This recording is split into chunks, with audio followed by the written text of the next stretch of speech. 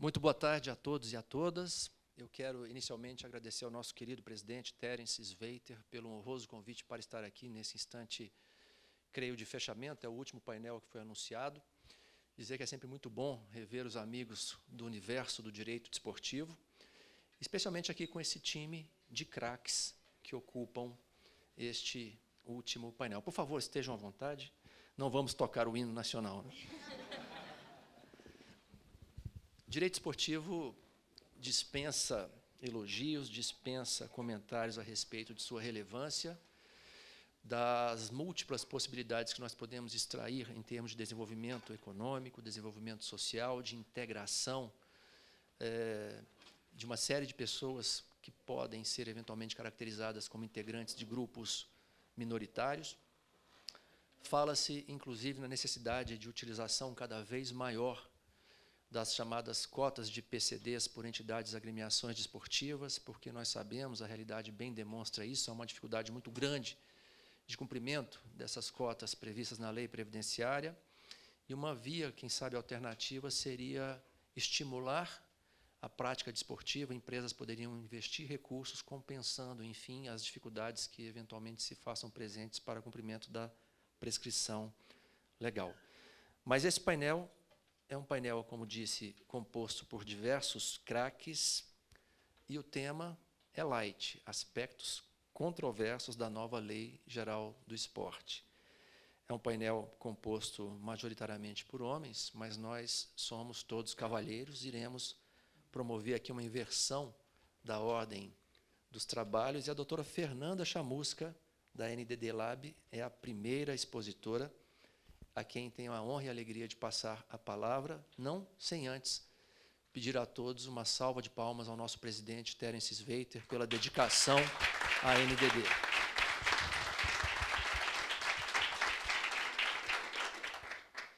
Doutora Fernanda, teremos agora a alegria de ouvi-la. Ministro, muito obrigada. Aos meus colegas também é um prazer dividir essa mesa. Agradeço ao presidente Terence pelo convite, pela confiança.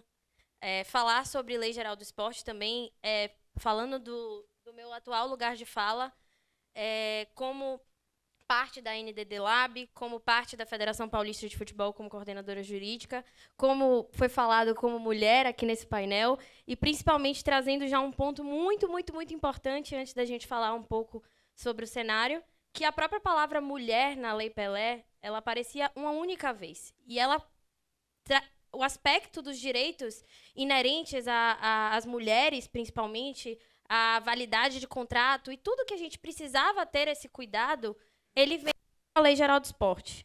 E algumas questões a gente pode falar dos próprios direitos trabalhistas, e aqui quem sou eu para entrar nessa matéria sozinha, mas acho que é muito importante a gente falar, porque eu fico muito orgulhosa também de ver mais e mais mulheres aqui participando, trocando essa ideia, porque esse lugar é de todos nós.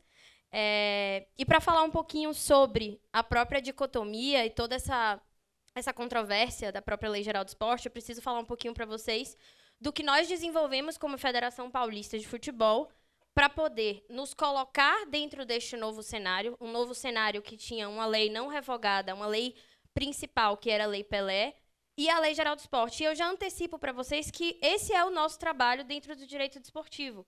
Porque a gente não tem só a divergência Lei Geral do Esporte e Lei Pelé. A gente tem diversas outras legislações que ou conflitam ou complementam e que precisam ser analisadas para a gente trazer segurança jurídica para dentro do cenário que a gente atua.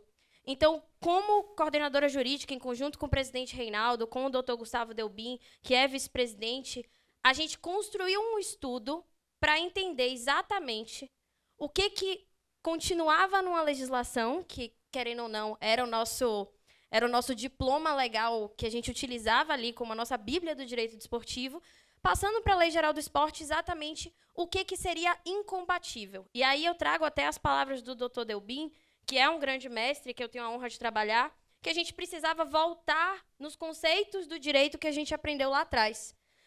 Do que a lei nova poderia causar, das incompatibilidades, da revogação expressa, da revogação tácita. E, nesse caso, a gente está falando de uma derrogação, de uma Lei Pelé que não foi revogada, mas que alguns dos seus dispositivos perdem o sentido a partir de algumas incompatibilidades. E aí vem o segredo de painéis como esse, da gente precisar discutir, porque hoje eu tive a honra de falar com alguns colegas e as opiniões são diferentes. Ah, eu acho que esse daqui foi substituído. Ah, eu acho que esse aqui não. E aí a gente vai da expertise dos nossos tribunais para buscar precedentes que vão nos nortear.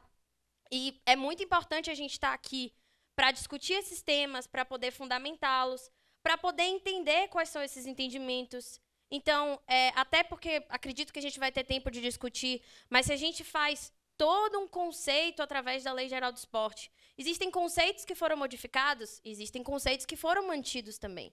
Então, esse estudo foi muito importante para a gente entender o que ficava, o que não ficaria mais, o que era incompatível, o que a Lei de Introdução ao Direito Brasileiro ela traz para a gente ali, do que a gente precisa interpretar, e, principalmente, falando do meu lugar de fala novamente como federação, como a gente poderia proteger as nossas competições, em matéria de integridade das competições, e os clubes na sua atuação. Porque a gente entende o papel da federação como um consultivo desses clubes para que eles possam procurar, para que eles possam ter o braço direito mesmo de, olha, eu estou confuso com essa questão da legislação, como vocês interpretam, o que a gente pode fazer, e estando também em plena conversa com os tribunais. Então, num primeiro momento das questões das competições, a gente teve a revogação expressa do Estatuto do Torcedor, que foi incorporado a muitos dos seus artigos na Lei Geral do Esporte, mas não todos os artigos. E aqui vem um primeiro desafio que a gente teve. Algumas questões, como o artigo 5º, o artigo 7º do Estatuto do Torcedor, que a gente considerava como avanços democráticos, um avanço muito grande para os torcedores, a gente não queria perder, mesmo ele não tendo sido incorporado na Lei Geral do Esporte. E, nesse ponto, a gente entendeu também, dentro dos limites administrativos de uma entidade que regula a modalidade, o que poderia ser incorporado a nível de regulamento. Então, o artigo 7º, que, por exemplo, traz público e renda, a gente entendeu que era algo que a gente não poderia abrir mão. Então, as nossas competições elas se mantiveram divulgando público e renda, assim como os borderôs, assim como diversos outros documentos que acabaram não sendo incorporados. Mas a gente entende que essa publicidade e transparência faz parte da nossa missão, visão e valores, que é o que a gente quer entregar dentro do futebol. Então, novamente, peço até licença, porque vou trazer a visão do futebol, querendo ou não, é onde eu estou mergulhada nesse cenário. E a integridade das competições, quando a gente fala de uma lei nova, dentro da soberania do país, obviamente que a gente vai ter todo o respeito à lei, mas a gente se vê num lugar também de, além de observar as leis do nosso país, a gente também precisa observar a estrutura piramidal que a gente está colocado.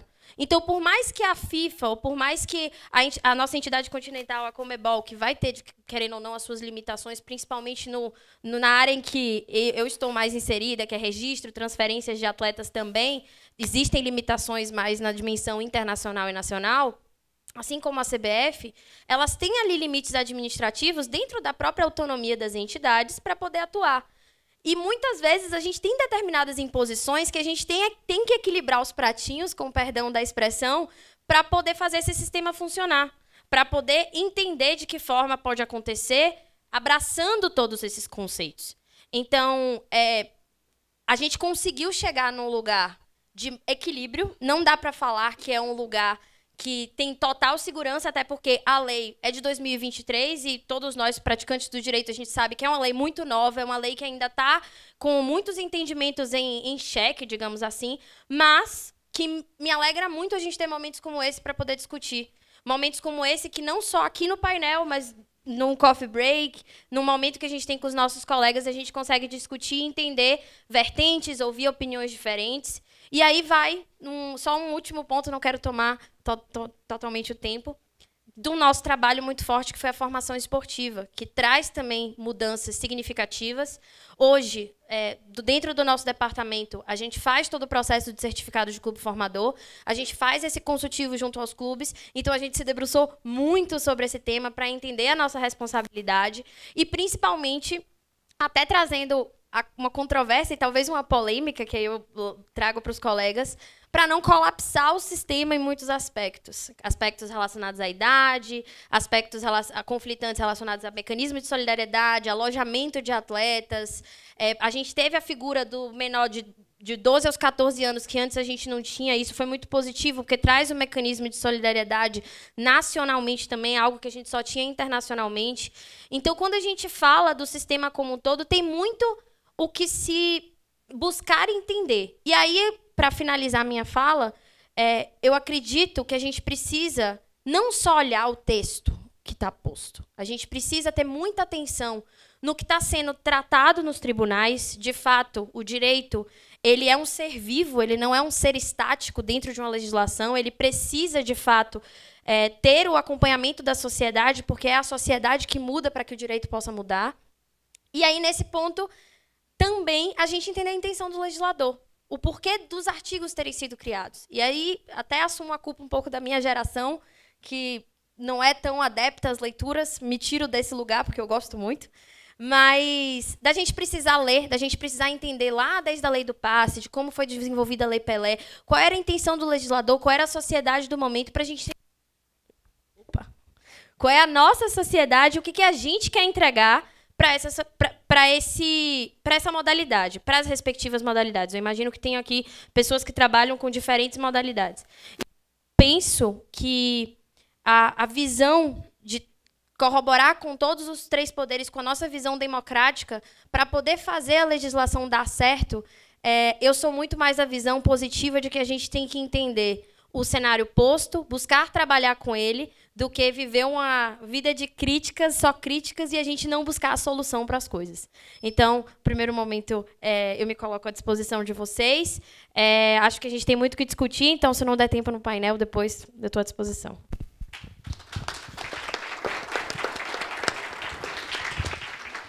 Doutora Fernanda, muitíssimo obrigado por essa exposição inicial. Sem dúvida, trouxe luzes importantes, mostrando esse propósito que é de todos nós de realizar um valor maior que a segurança jurídica. E conseguiu demonstrar também que nós estamos vivendo um cenário de transição e é natural que existam dúvidas em relação à nova Lei Geral do Esporte, especialmente porque regras anteriores e virtuosas que estavam no Estatuto do Torcedor, quem sabe até na própria Lei Pelé, deixaram de ser reproduzidas na nova norma jurídica, sem que, com isso, não se possa ter, pelo menos, a expectativa legítima de que as próprias agremiações, capitaneadas pelas federações, cumprindo a função social, a responsabilidade social, normatizem da forma que entendam mais adequadas à preservação desse patrimônio social que é o desporto no Brasil.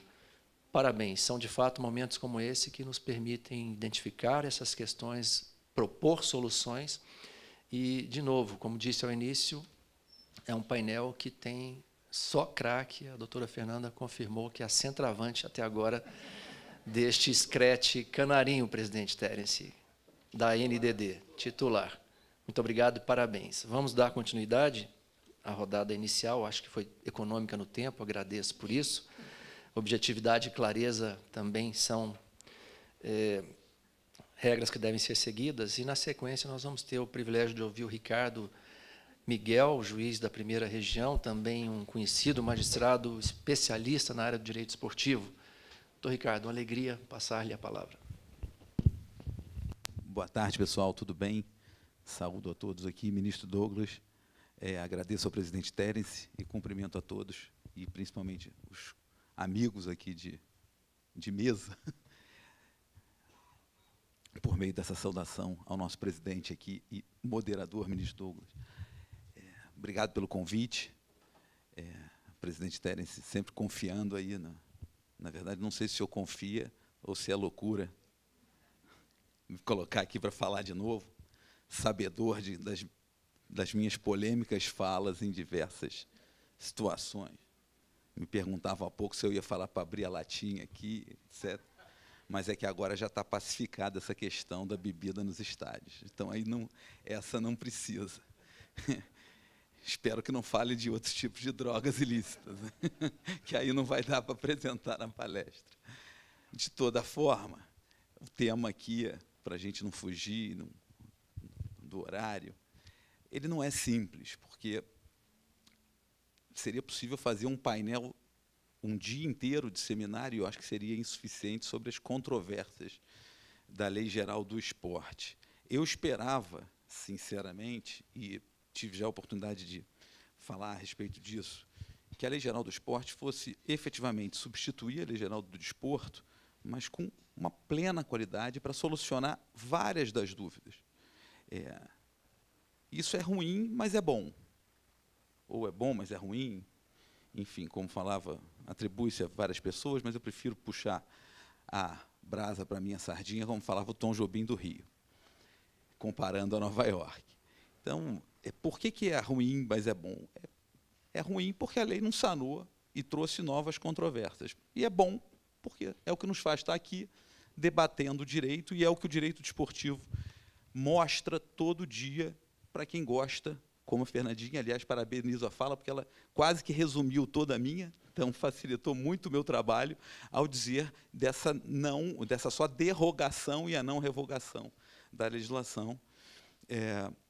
E aí permite, o direito esportivo, portanto, é um manancial de grandes discussões jurídicas e profundas discussões jurídicas.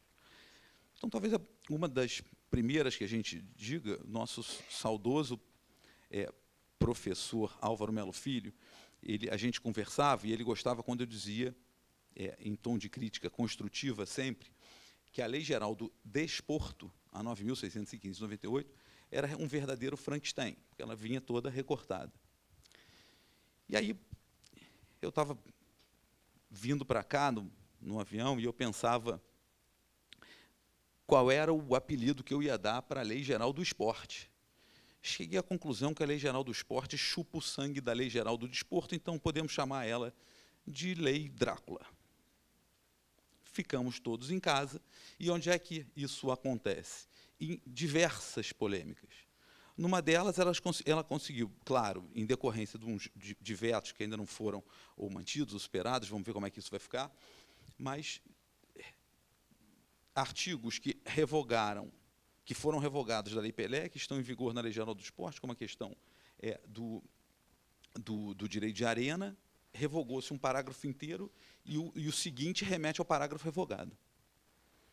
Então, eu não tenho a menor ideia da resposta. Os alunos me perguntavam, não sei, porque revogou o parágrafo. Então, é melhor voltar com o que estava estabelecido na lei anterior. Mas talvez algumas polêmicas, mas a legislação, no fundo, ela se aventurou, ela foi bem em diversos aspectos. Talvez um primeiro aspecto de boa qualidade, ministro, ela tentou, ao definir o esporte, de modo geral,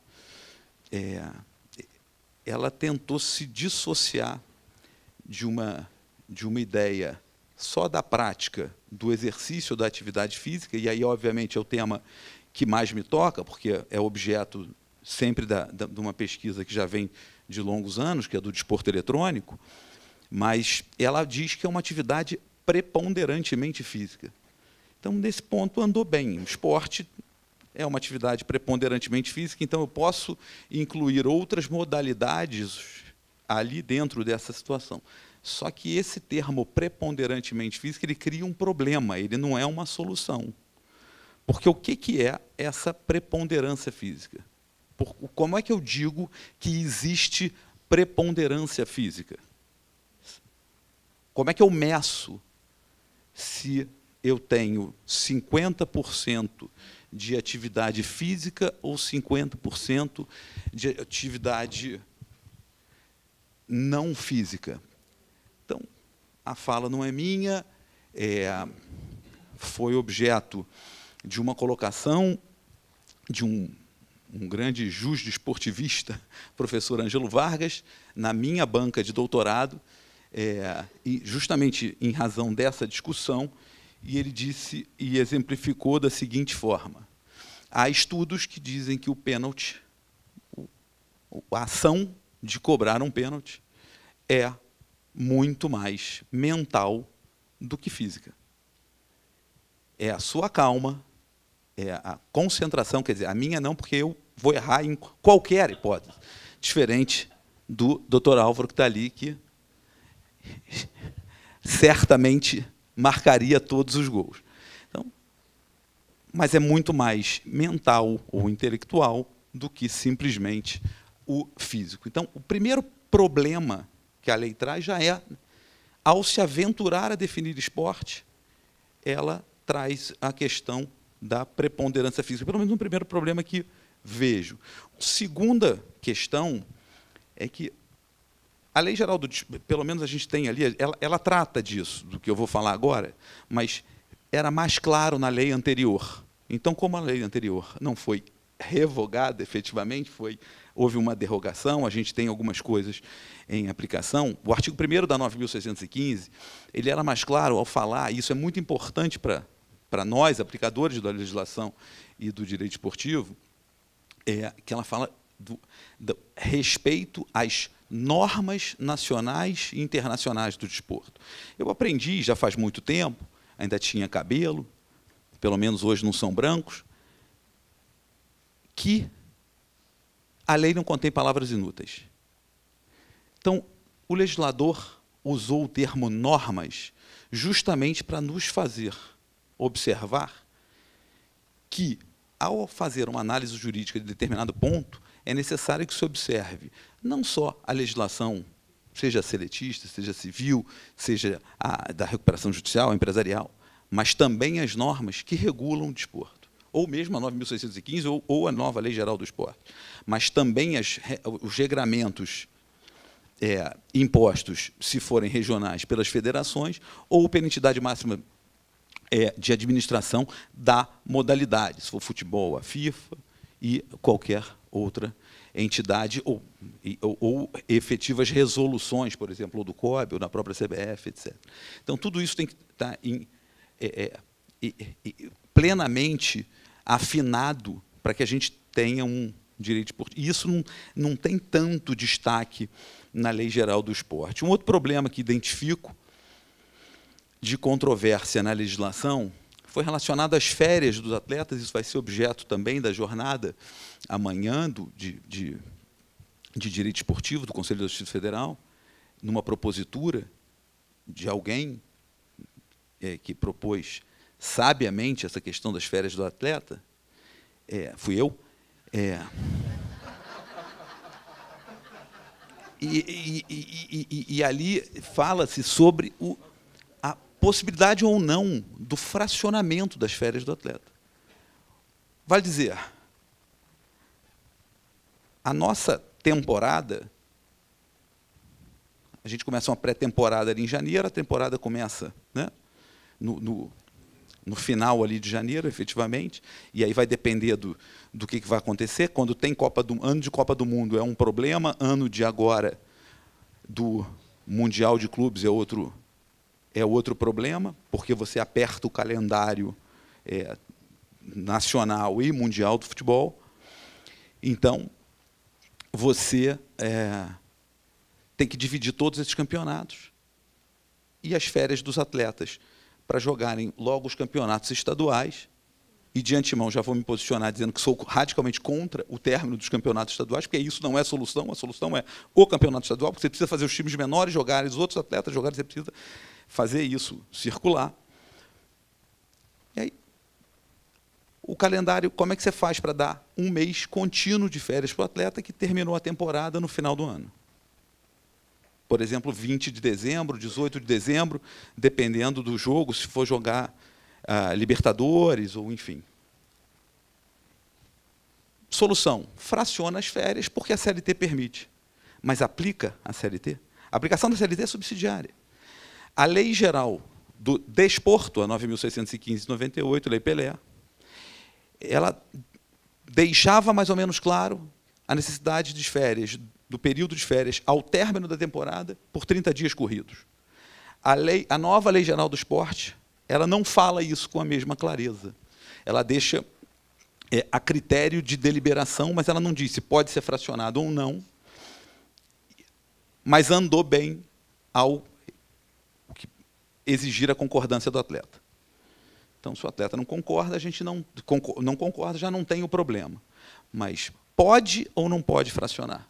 Então, mais uma controvérsia que a lei poderia ter solucionado. Eu não quero falar muito, se deixar eu vou ficar aqui, a gente vai seguir, mas tem mais uma outra questão controversa, isso só estou falando do início, não vou nem chegar lá na parte do Pedro Sousa da arbitragem, enfim, para falar que eu acho que não há necessidade mais, em razão do texto da legislação, que não há mais necessidade de convenção coletiva ou de norma coletiva autorizadora da cláusula compromissória para que seja solucionado o litígio pela arbitragem. Mas uma outra questão que chama atenção na lei está na definição do próprio atleta. A lei também andou bem em falar da profissionalização do atleta, porque a lei anterior, nesse ponto, crítica construtiva à legislação anterior, ela dizia que só era profissional aquele que tinha contrato especial de trabalho esportivo. Então, se você não é empregado, você não é um atleta profissional. Não era um atleta profissional. Então, sei lá, o Guga no tênis não era um atleta profissional. Apesar de pertencer à ATP, Associação dos Tênis Profissionais, né? Ele não era profissional e outros vários não seriam profissionais. Do esporte talvez tido como amador, né? Ou autonomamente praticado. Os maratonistas, campeões olímpicos, não seriam profissionais. A lei andou bem no sentido que ela diz, não, é aquele que extrai seu principal sustento da prática desportiva. Isso também é objeto de uma certa discussão, porque alguns podem não viver efetivamente do esporte, então eles não seriam tidos como profissionais. Isso também há uma propositura na jornada para isso ser discutido, mas a lei, nesse aspecto, andou muito bem, porque agora, se ele tira o seu sustento principal da atividade da prática desportiva, ele é um atleta considerado profissional. Enfim, a lei modernizou alguns conceitos. Eu não sei se ficou mais claro ou menos, mas modernizou alguns conceitos da prática desportiva recreacional, da prática desportiva do aspecto que a lei chama de esporte para toda a vida, né? Quer dizer, então ela trata a modalidade esportiva, para não dizer só que eu reclamei, mas para eu elogiar, ela trata a modalidade esportiva de uma forma agradável e dando ao desporto, o que eu conversava ali fora agora com o professor Paulo Feus rapidamente, dando ao desporto uma conotação do que ele realmente é. O esporte é um direito fundamental, assegurado na Constituição, e aí, para não dizer que eu não falei do esporte eletrônico, num rápido fechamento, que é a ideia que hoje você precisa reinserir a prática desportiva na vida dos jovens. Da mesma forma que a Fernandinha citou da leitura, você precisa reinserir os conceitos de regra, porque, e aí vou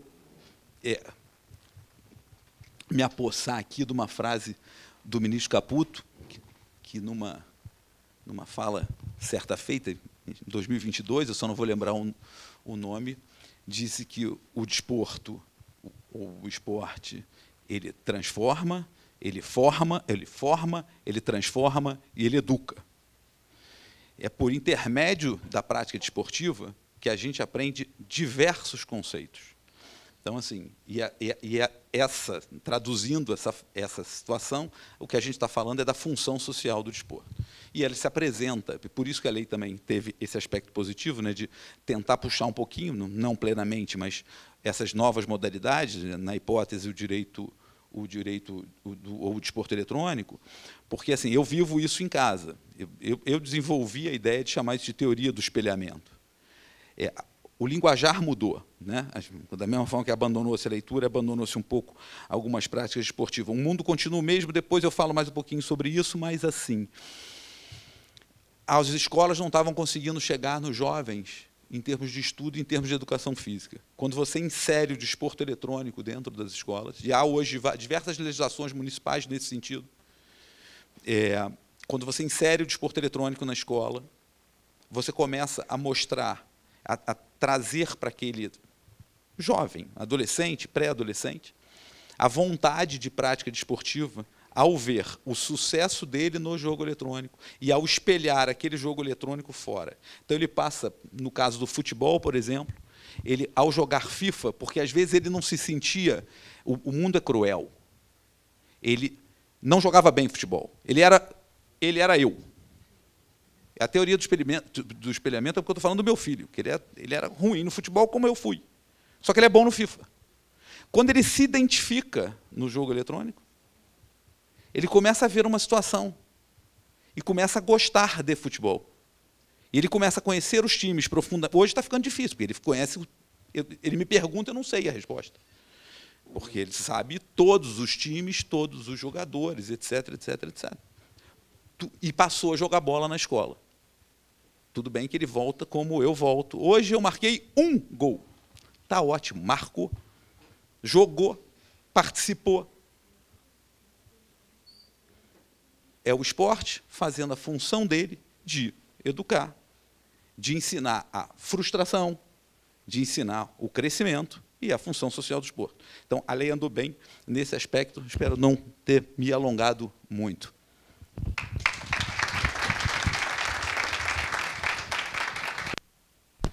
Doutor Ricardo Miguel, muito obrigado pelas considerações e, como eu anunciei, mais um craque agora na ponta direita. Doutor Ricardo Miguel segue a mesma linha da doutora Fernanda, atacando, no melhor sentido da expressão, esse novo contexto normativo que está sendo alvo de tantas inseguranças jurídicas. E, presidente Terence, me permita uma brevíssima ponderação. Tive recentemente a oportunidade de participar de uma iniciativa que considero absolutamente relevante, que foi a reunião de uma comissão de juristas para discutir o novo marco legal portuário no Brasil. Tivemos um ano passado, a doutora Elisa acompanhou, o doutor Fabrício também, e discutimos amplamente a Lei 12.815 de 2013, tentando superar gargalos regulatórios, problemas de superposição entre entidades de controle, ANTAC, CAD, TCU, enfim. E acho que, ouvindo o doutor Ricardo Miguel, gostaria de fazer uma proposição também, um desafio lançado à NDD, na pessoa de seu presidente.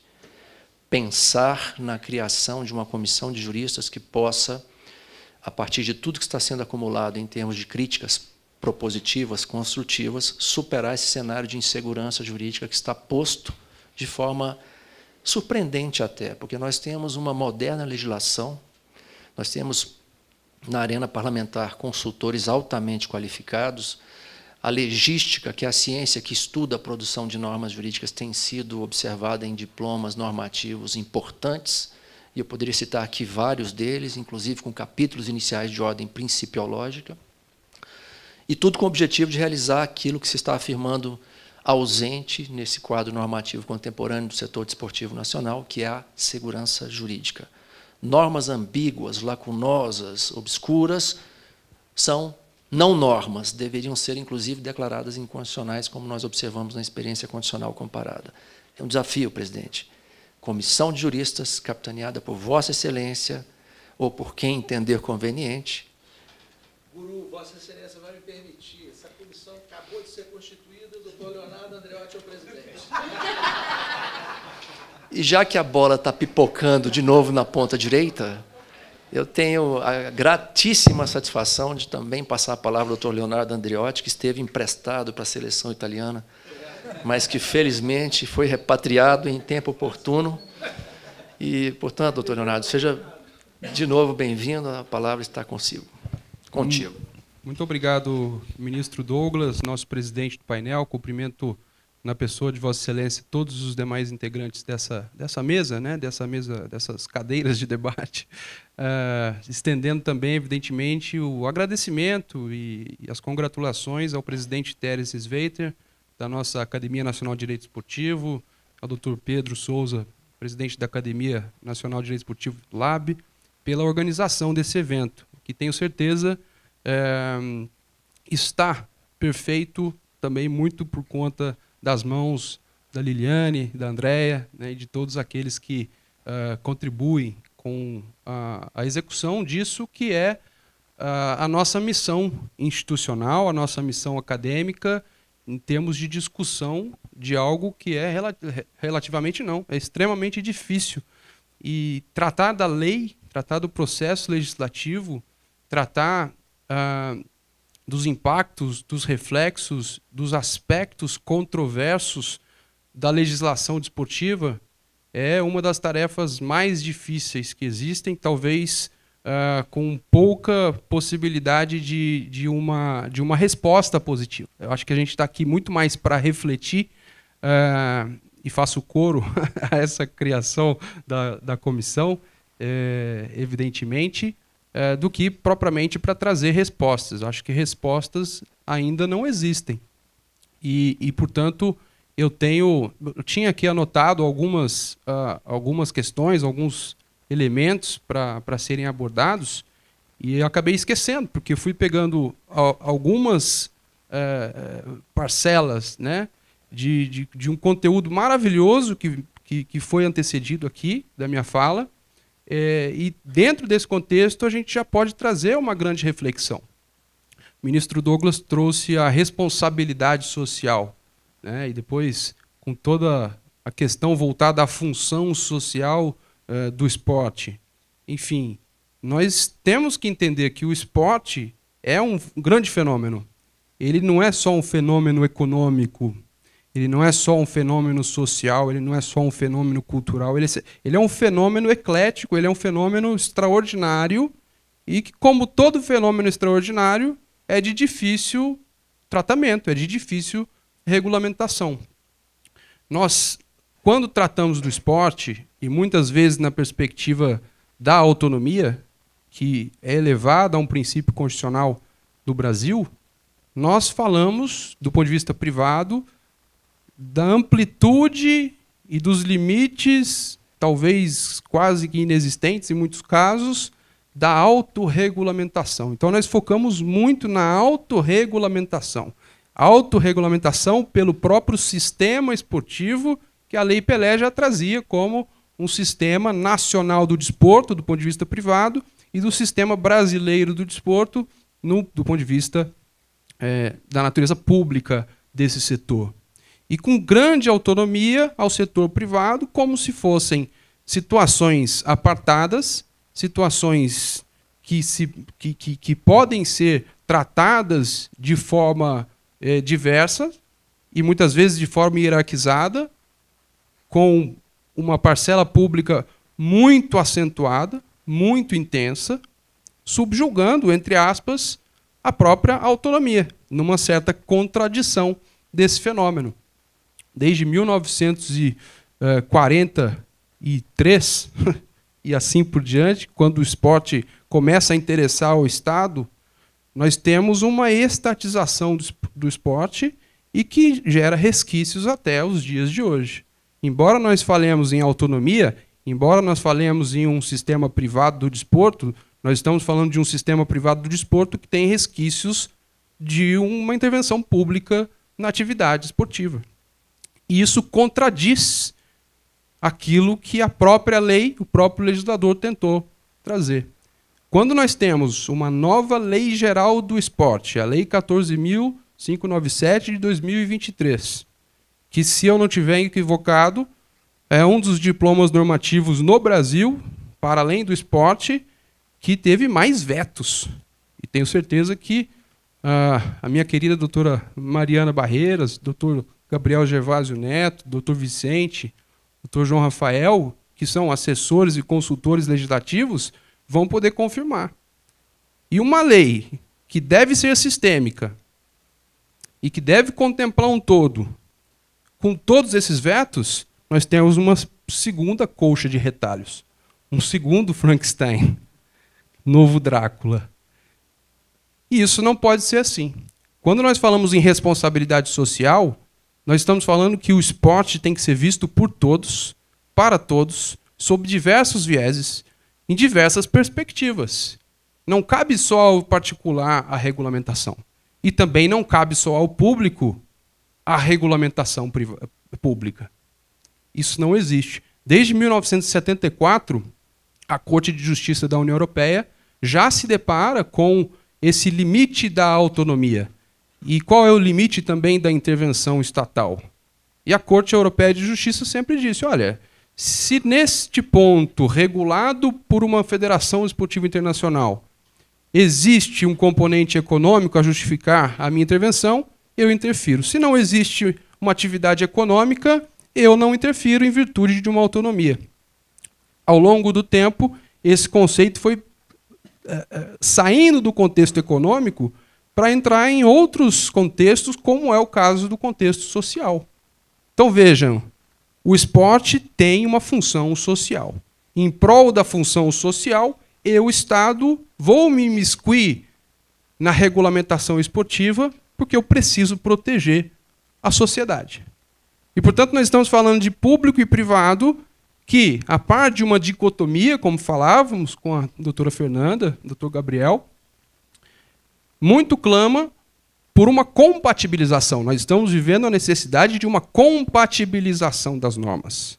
Não adianta regular pelo Estado ou regular pelo particular sem uma conversa, sem uma convergência, sem um consenso, sem um diálogo, sem um cenário de fato sustentável em termos de normatização.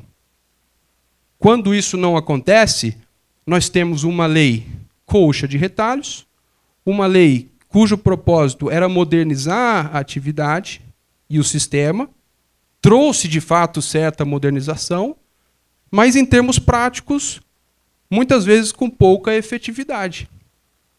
Uma lei geral que trata de forma específica diversas questões. Uma lei geral que traz lacunas, traz palavras ambíguas e traz principalmente a dificuldade do intérprete, daquele que aplica a lei, daquele que, com base na lei, deve exercer a sua função. E aqui eu trago um exemplo concreto, que eu tenho certeza. Nós temos aqui a doutora Josi, diretora de um departamento importante no Ministério do Esporte, que é um departamento de certificação. É aquele departamento que diz que aquela entidade esportiva, hoje a organização esportiva, atende aos ditames legais, no caso o artigo 36, o antigo 18A da Lei Pelé, e que, atendendo a esses ditames legais, é certificado e, portanto, passa a receber recursos de natureza pública. Vejam, isso é extremamente importante, porque no Brasil, não vou entrar no juízo de valor se isso está correto ou se não está, mas, preponderantemente, a grande maioria, a esmagadora maioria de organizações esportivas depende de recursos públicos para a sua subsistência, para a efetivação das suas funções, inclusive sociais. E a secretaria, ela deve aplicar a lei. E a lei diz: este é o elenco de dispositivos. Veja se esse elenco está sendo atendido. E muitas vezes, dentro deste elenco, vêm palavras ambíguas, vêm lacunas e que precisam ser interpretadas. No campo privado, isso não traria muito problema. Mas no campo público, a interpretação equivocada do dispositivo legal pode atrair, inclusive, responsabilidade pessoal do gestor, do diretor, daquele que compõe uma secretaria na estrutura ministerial. Quando a lei diz: tenho que ter 30% de mulheres nos cargos de direção, o que quer dizer cargo de direção? O presidente, o diretor, o conselheiro de administração, que eu não sei se aconselha ou se de fato exerce atos de gestão. Enfim, é um exemplo para trazer a necessidade de nós entendermos o desporto enquanto fenômeno complexo e principalmente como um direito social, um direito de todos, o direito do público, o direito do privado. E é o nosso dever entender a complexidade do fenômeno e traduzir essa complexidade em uma norma efetiva, em uma norma que, de fato, traga segurança jurídica àquele que a aplica. E este é um grande problema. E, para fechar, eu pego o exemplo da arbitragem. Fica muito claro no novo texto normativo da lei de que há a possibilidade de se trazer questões, inclusive disciplinares, para resolução por arbitragem. Mas nós esquecemos que nós vivemos resquícios públicos de um fenômeno esportivo. E que a justiça desportiva, que em tese dentro do contexto de autonomia, é privada, ela tem resquícios públicos. É uma autonomia regrada da nossa legislação que diz a justiça desportiva é privada e se encontra na estrutura da respectiva organização que administra o desporto, o esporte. Mas ela deve seguir estes parâmetros, estas regras, estas normas, devem ser compostas com essas pessoas, devem ter 2 graus de jurisdição, devem ter tantos procuradores. Qual é a autonomia?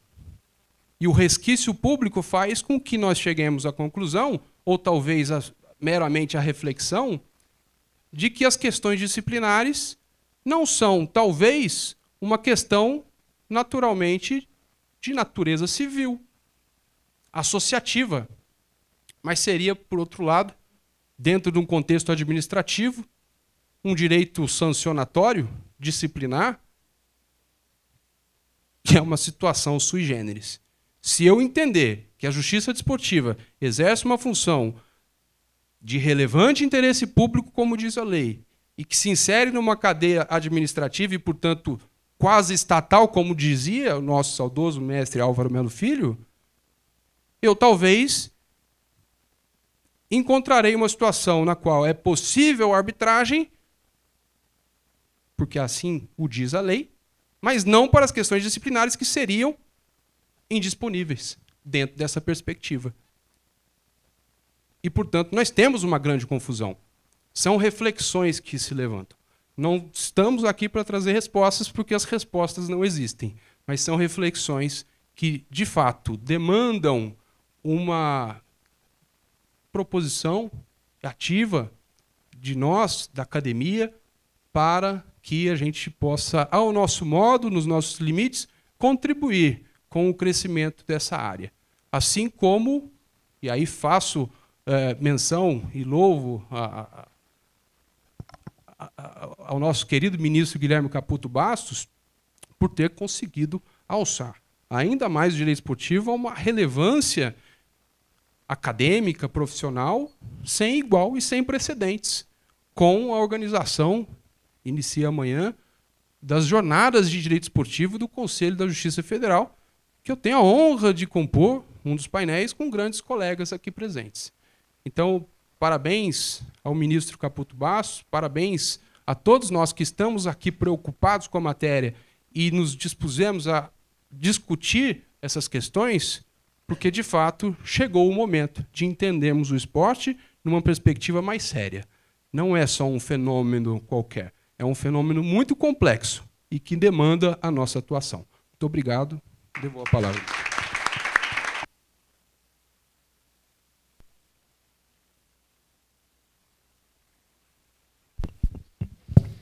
Acho que o auditório segue sendo agraciado com exposições riquíssimas, e acho que as palavras do Dr. Leonardo estão aqui ecoando. Na minha intervenção anterior, eu fiz referência à legística, à qualidade do corpo técnico da Câmara e do Senado, e o senhor mencionou aqui a presença de consultores legislativos, de sorte que, depois de tantas críticas, talvez fosse até conveniente abrir o contraditório. Mas acho que toda lei é fruto do seu tempo, toda lei precisa ser compreendida no seu contexto histórico, e o desporto, de fato, atrai toda essa carga de energia de diferentes olhares, diferentes setores, múltiplos interesses, e, obviamente, isso talvez explique e justifique esse Drácula, ou esse novo Frankenstein, que foi concebido com vetos, enfim, com lacunas, com ambiguidades.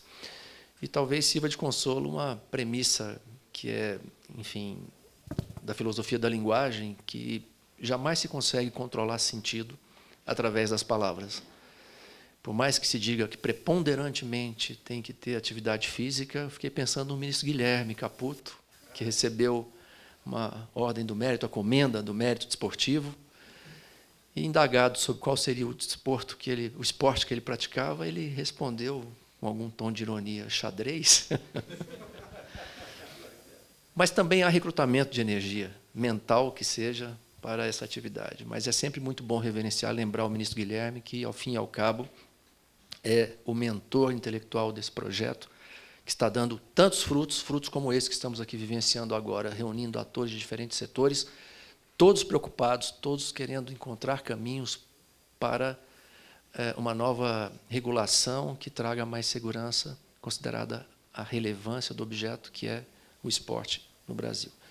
Mas vamos continuar, meu papel é de mestre de cerimônias aqui, e agora mais um craque terá a oportunidade de nos brindar com suas reflexões, e eu tenho essa satisfação e alegria de passar ao Dr. Álvaro Luiz Carvalho Moreira, corregedor, poderoso corregedor da primeira região, a palavra para a sua intervenção. Boa tarde a todos. Cumprimento o ministro extensivo, demais componentes aqui deste painel. Cumprimento o presidente Térence. Agradeço pelo convite e a coragem, porque o juiz Ricardo, nós trabalhamos juntos lá na corregedoria,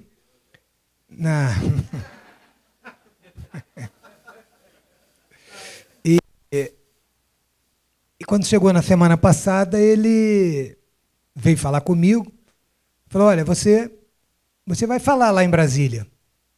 Eu falei, mas nós vamos, né, para a jornada que vai ter a partir de amanhã, né?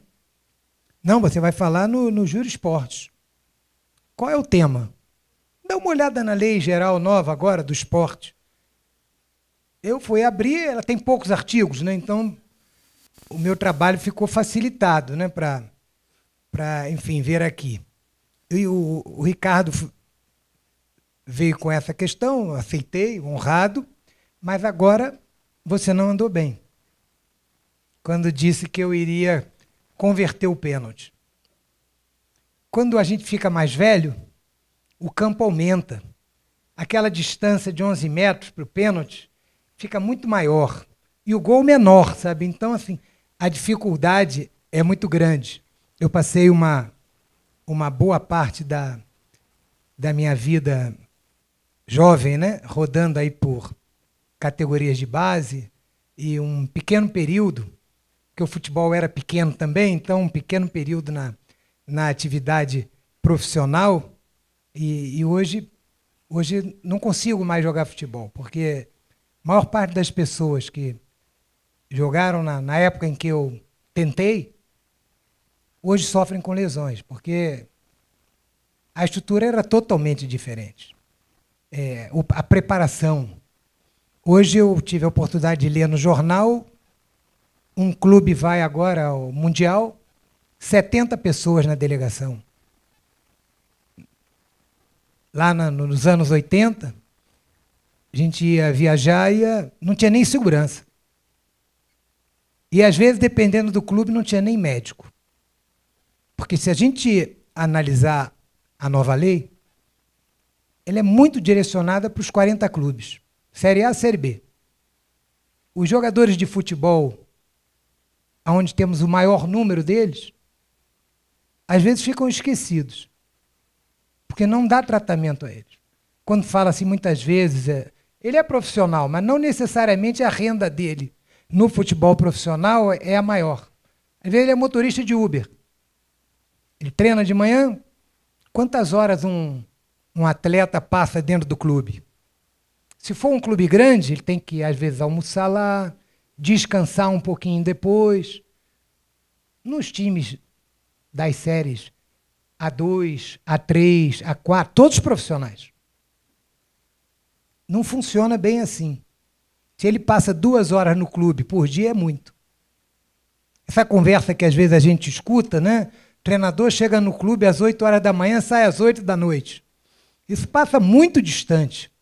Nós fomos lá para o Rio de Janeiro, Campo Grande, Bom Sucesso, se descer mais, Tomaizinho, Anchieta, todos times profissionais que muitos aqui talvez sequer ouviram falar. E esses jogadores muitas vezes estão desprotegidos. E eles têm lesões também. Sabe onde eles vão ser tratados? No INSS. E o clube acaba muitas vezes suspendendo o contrato, o atleta vai para a justiça. Então, assim, a lei é, claro, não dá para, numa lei tão extensa, nós dizermos que a lei é ruim ou é boa. Tem aspectos bons e tem aspectos não tão bons. Se nós voltarmos um pouquinho, quando a Lei Pelé foi promulgada, em 1998, muitos clubes disseram que ela ia acabar com o futebol. Porque houve uma grande mudança, né? Ali o atleta passou a ser, vamos assim dizer, livre. Para acabar o contrato, ele vai para onde ele quer. Antigamente tinha um fenômeno que se chamava o passe. O atleta, na verdade, estava preso ao clube. Se ao final não tinha esse negócio de 6 meses antes assinar um pré-contrato, renovação automática. E o pior, o atleta não tinha sequer um procurador, um empresário. Não tinha nem musculação na década de 70, a verdade é essa. Fisiologia, era tudo na base do mesmo. Quem participou de competição na época de final dos anos 70, a comida antes dos jogos era a mesma em todos os clubes. Arroz, pirê, bife e salada de tomate. Macarrão não podia. Não sei por quê. Hoje pode. Proteína. Faz bem, o corredor precisa. O atleta jogava 90 minutos, no dia seguinte a preparação dele, hoje em dia tem treino de recuperação, faz gelo depois do jogo no vestiário. O atleta na década de 70, início dos 80, ele fazia sauna depois do jogo, no dia seguinte. Se apresentava, ia ao clube de chinelo, short, sauna. Perdeu pouca energia, suou pouco na partida, ele fazia sauna. É um outro mundo do futebol. Então, claro que tem muita coisa para ser aprimorada e a gente só vai saber realmente se a lei está produzindo bons resultados com o passar do tempo. A lei é relativamente nova, possivelmente poucas coisas chegaram no Tribunal Superior do Trabalho, no Tribunal Regional do Trabalho, muito pouco ainda, porque as questões estão mais ainda nas varas. Então, eu destaquei aqui de aspectos práticos algumas questões que me pareceram relevantes. E uma outra coisa que também me pareceu importante é que, ao contrário do que disseram com a lei de 1998, essa lei parece que ela atende muito aos clubes. O atleta, eu acho que muitas vezes ele ficou um pouquinho de lado. Eles são muito preocupados com direito de imagem, contrato de natureza civil, não tem vínculo, uma série de questões nesse sentido. E talvez seja essa a modernidade, né? Mas eles se esquecem que nós temos um artigo 3º na CLT, que é ele que estabelece os requisitos para formação de uma relação de emprego. E a própria lei nova, a lei do esporte, de junho de 2023, não é? Ela diz que não, ela até menciona, né? Situações não colidentes com a lei que já temos. O que nós podemos interpretar como a CLT. Mas eu acho que ela também traz algumas coisas boas. Do primeiro ponto, assim, para ser, vou perder talvez um pouco mais de tempo no 4º ponto, então eu posso falar um pouco mais rapidamente sobre os 3 primeiros que eu apontei, que é o primeiro, a questão das luvas. A jurisprudência dominante dos tribunais trabalhistas era no sentido de que possuía natureza salarial.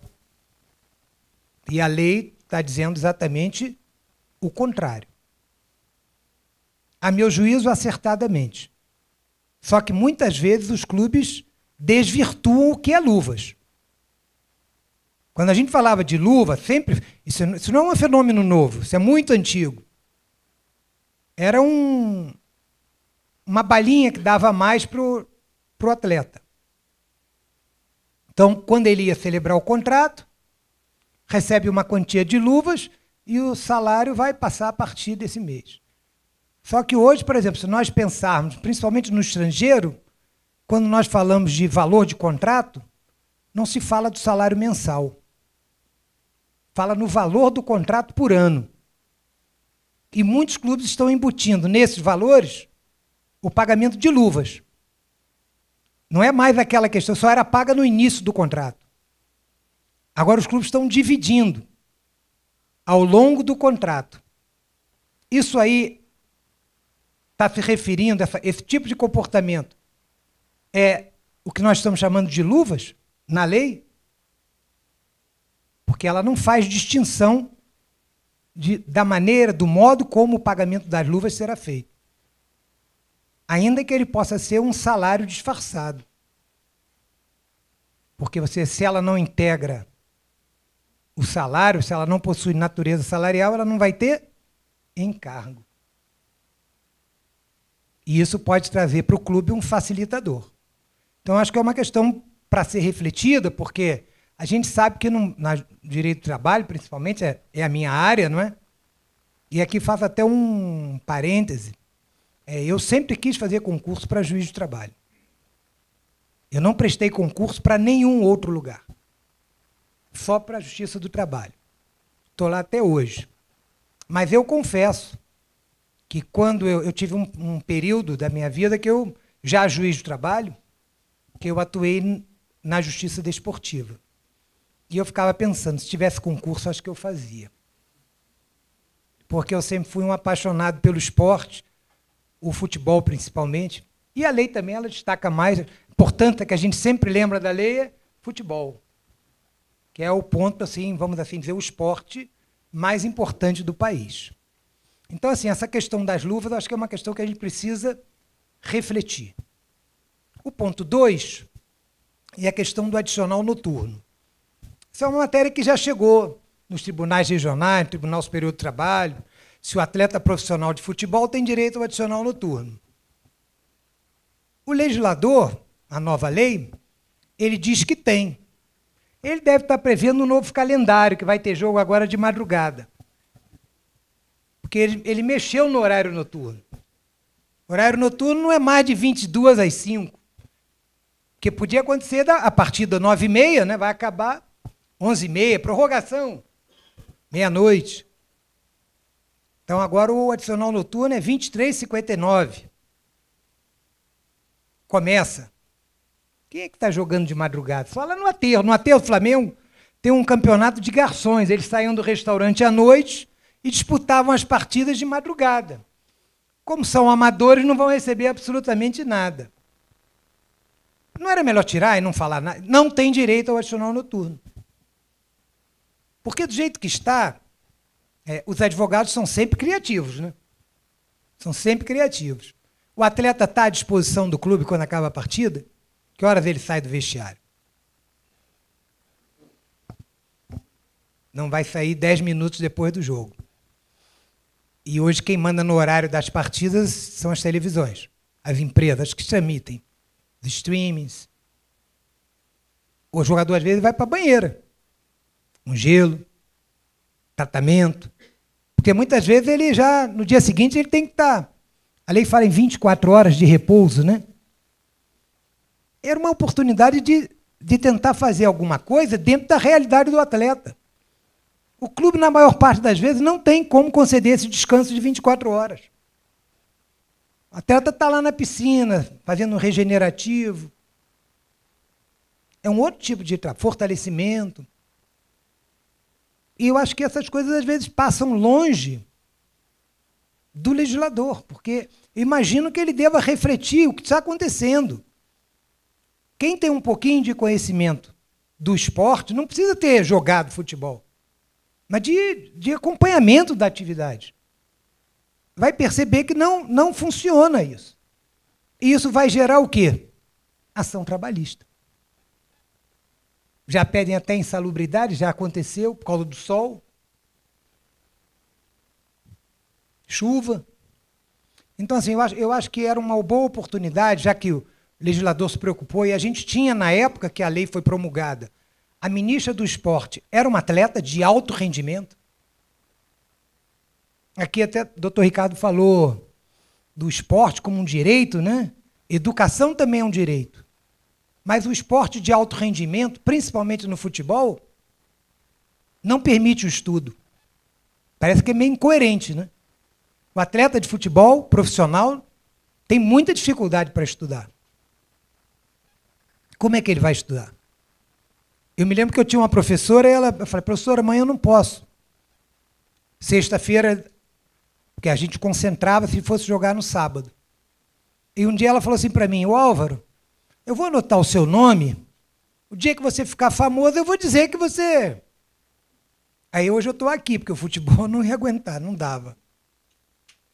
Porque o treinador não deixava sair. Era uma outra época, a gente ficava ansioso, quem estava no banco, para saber se entrava na relação dos concentrados. E quem ficava na concentração não podia voltar para casa. Todo mundo levava uma sacolinha e ficava imensamente feliz de dormir embaixo da arquibancada. Cheio de mosquito. A vida é assim. Todo mundo alegre lá, os garotos, 18, 19, 20 anos. Então, assim, eu acho que são coisas que a gente pode aprimorar. Essa questão do adicional noturno poderia ter sido mais bem resolvida, assim como o descanso semanal remunerado. Um outro ponto que eu trago é o da questão do vínculo de emprego. A lei trata também da questão dos treinadores. Hoje, tem clube profissional que contrata o treinador como pessoa jurídica. Mas ele é empregado do clube ou não? Todos os requisitos da relação de emprego estão presentes. E aí você pega lá o processo, ele está pedindo vínculo de emprego. Porque ele diz que foi obrigado pelo clube a formalizar um contrato pessoa jurídica. Se o clube propõe para você, quando você chega lá para ser contratado, vamos fazer um contrato pessoa jurídica, vai ser ótimo. O senhor vai pagar menos imposto de renda, tributação menor. É igual o empregado quando vai ser contratado, saindo do futebol. Olha, eu posso lhe pagar R$ 2.500 com a carteira anotada, CLT. Mas sem a carteira, 4.000. Qual o senhor prefere? Eu acho que todo mundo aqui ia dizer 4.000. Depois eu vou à justiça para discutir se tem vínculo ou não. Na prática, acaba muitas vezes funcionando assim. Então, assim, a lei, ela fala no treinador, eu até peguei uma colinha aqui para eu não me esquecer. No 82, ela admite o contrato de natureza civil. Fala até do atleta profissional. Mas no artigo 88, que é específico da parte do futebol, ela trata o treinador falando dele como empregado. Isso, para mim, gera uma possibilidade de conflito na interpretação da norma.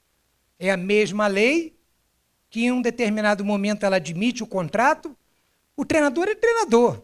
Independentemente do contrato que ele vai celebrar, de emprego ou de autônomo, ou MEI, não sei o que vai fazer, mas as funções dele são as mesmas.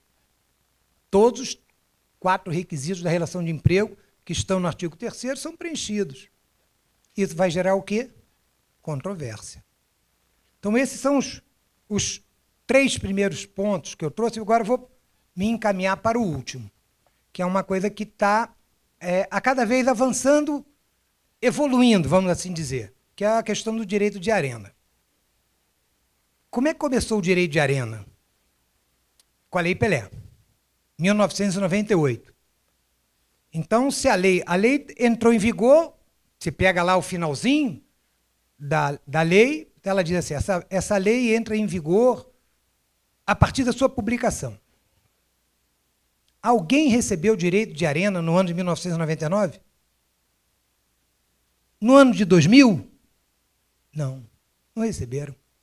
Fica parecendo aquela questão do 217, se eu não estou enganado, da Constituição Federal, com relação à competência da Justiça do Trabalho para julgar atleta profissional de futebol.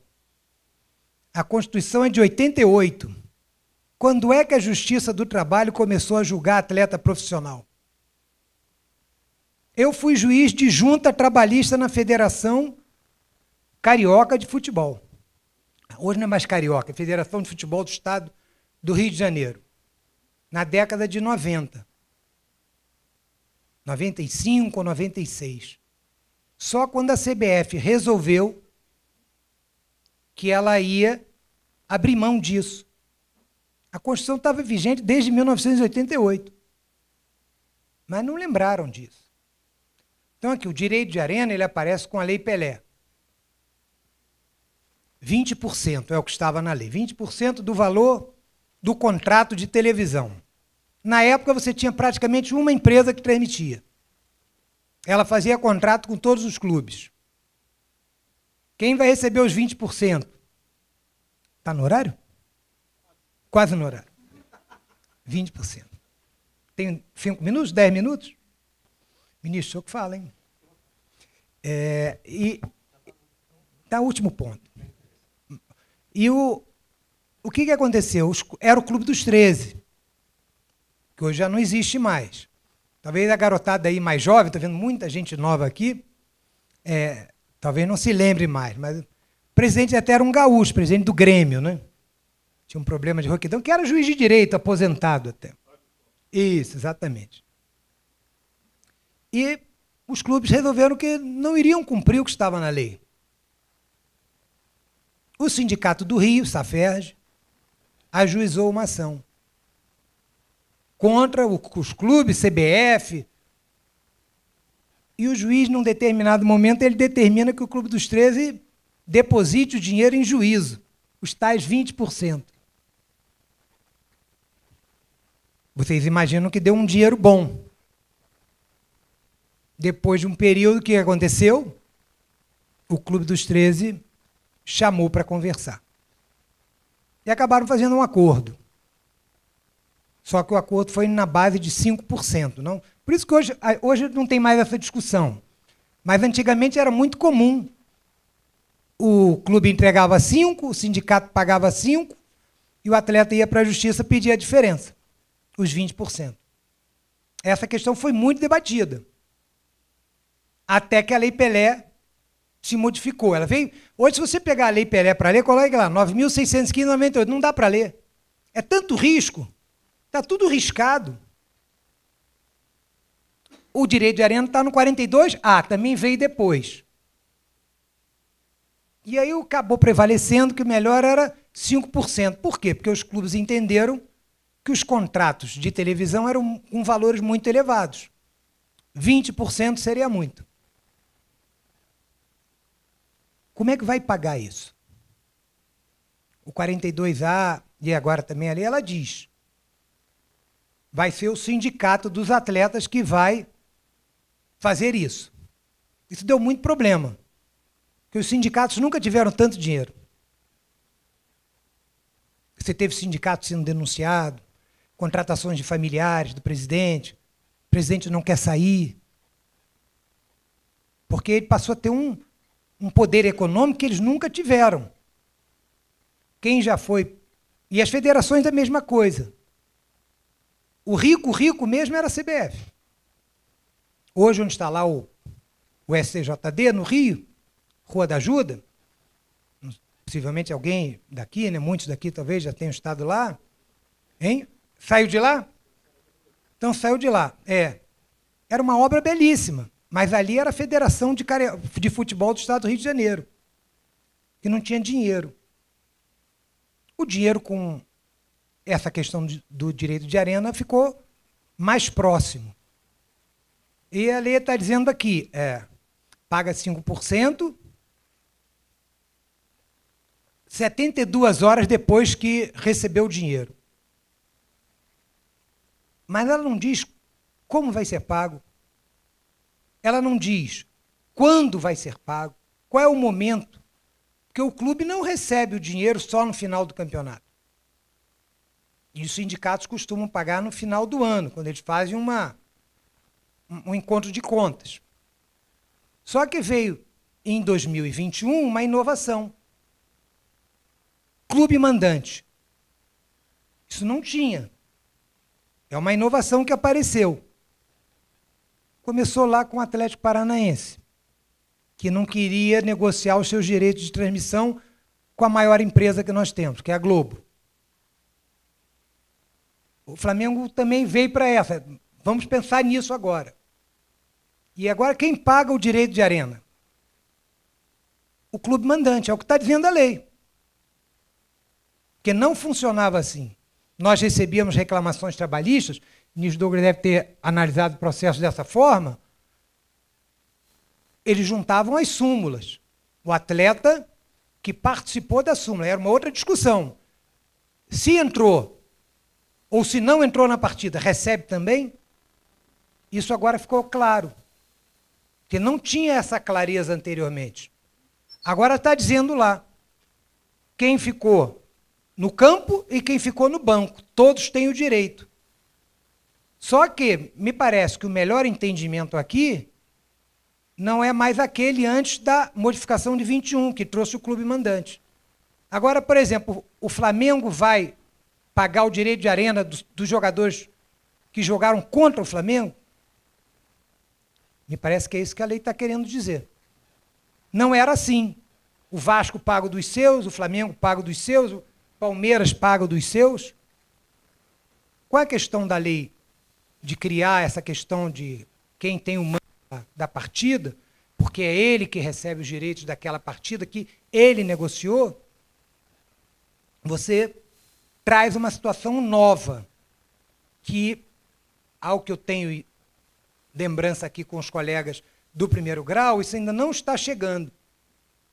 Não sei se os advogados já perceberam, porque será que o sindicato está observando isso? Como é que isso está funcionando? E um outro ponto que me parece importante. O sindicato recebe uma boa quantidade de dinheiro para repassar aos atletas, porque ele tem direito a 5%. O sindicato não deveria ter assento nessa negociação, não é voz, mas assento, porque ele tem uma parte. Muitas vezes são contratos que não são revelados na íntegra como está sendo feito o pagamento para o clube. E o sindicato acaba, muitas vezes, alheio a essa negociação.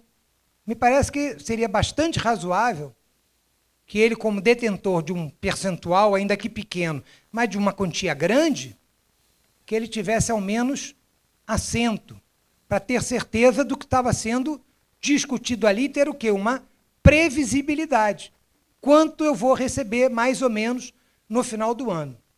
E outro aspecto é, o sindicato pode cobrar do atleta alguma quantia desse direito de arena?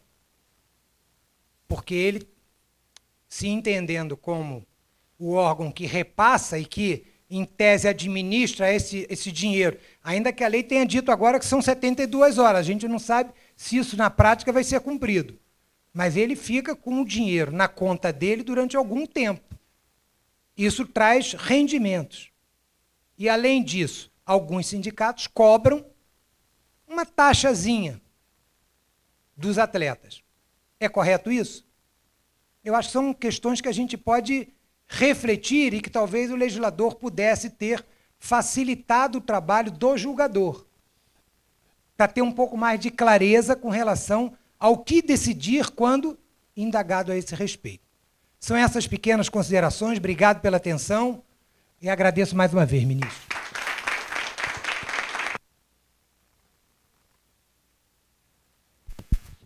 Ao contrário, nós que agradecemos, desembargador Álvaro, pelas ponderações apresentadas, que tiveram também uma leitura muito interessante a partir da realidade do atleta de profissional, um olhar diferente daquele que foi colocado aqui, também concorrente para as críticas construtivas a essa nova disposição legal. E, presidente Terence, às vezes eu fico pensando aqui se a proposta que fiz seria de fato adequada, tendo em conta a alta complexidade envolvida, os atores, os interesses, enfim. E nós sabemos que o poder acaba ditando muito daquilo que é produzido no Congresso Nacional, poder econômico, e fica, de qualquer forma, a análise e a proposição para uma análise mais rente à realidade do nosso país.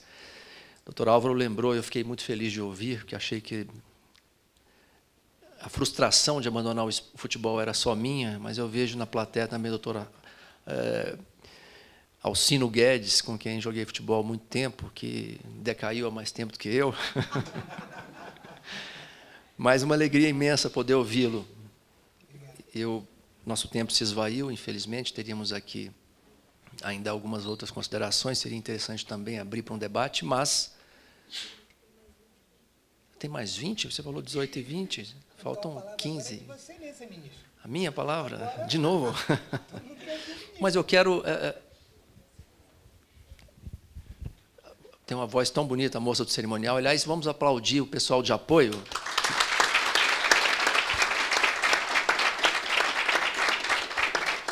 Mas antes de encerrar, já que nós temos um tempinho adicional, eu queria passar a palavra ao presidente Terence para uma mensagem de encerramento desse painel, então.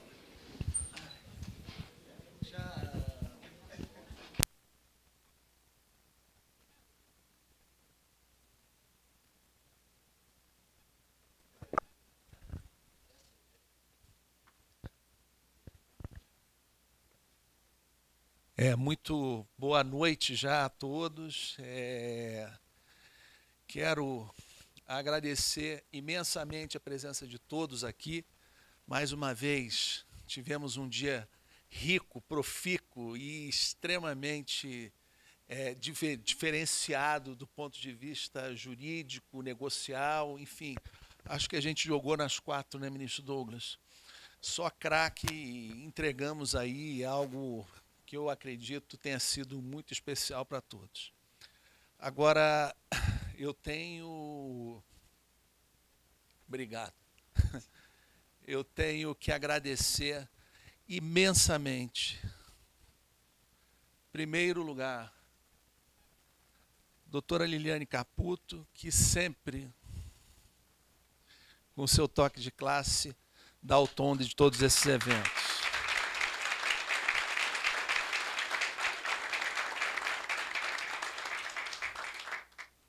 Doutora Ana Madjalane também. Ana, você e o Pedro de novo, Pedro Matei também, uma salva de palmas para eles. Se superaram e ouso a dizer que encontramos um evento perfeito. E, claro, para minha irmã, brother, camarada, sangue, Botafogo, Crazy People, Wildlife, White Horse, para Andréa Moscardini, que também tem sempre sido uma companhia diuturna nossa em todos os nossos eventos e queremos ela sempre conosco para sempre, tá?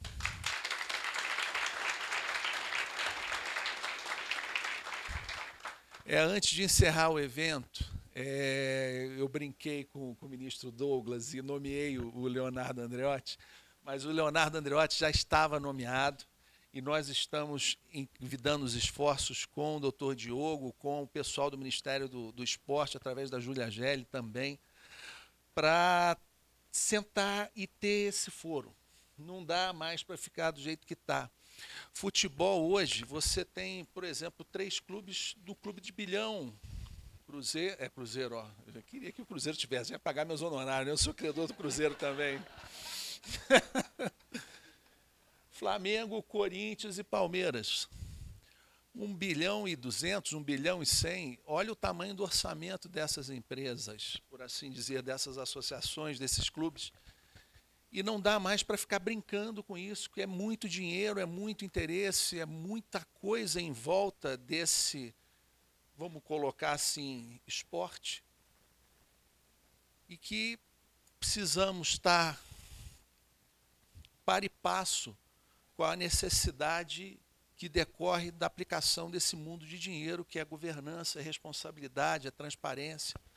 Sabe, chega do jogador atrasar para entrar em campo, chega do jogador ficar dando porrada no colega de profissão, isso é coisa do passado. A gente tem que ir com uma perspectiva propositiva, positiva, e em busca de coisas maiores do que essas pequeninices. Ganhar roubado é a melhor coisa que tem. Eu, sinceramente, desculpa, não concordo com nada disso.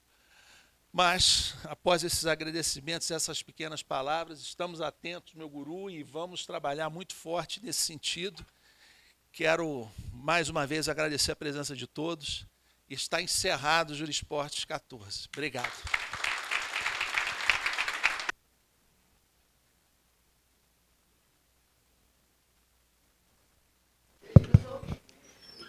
Agradecemos os integrantes do painel e o presidente da ANDD, Dr. Terence Sveiter.